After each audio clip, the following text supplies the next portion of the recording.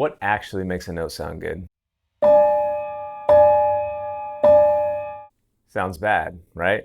Well, according to what? By itself, it feels unsettled, but give it context and suddenly it works.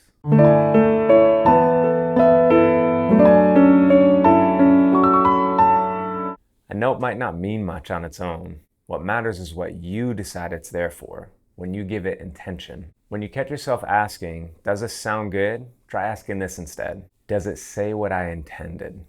What am I trying to say? What atmosphere am I trying to create? What feeling am I trying to express? That's what makes it work. Tension can be powerful, dark can be beautiful, and strange can be meaningful. Good isn't a rule, it's alignment with your intention. You're not trying to be correct, you're trying to be clear.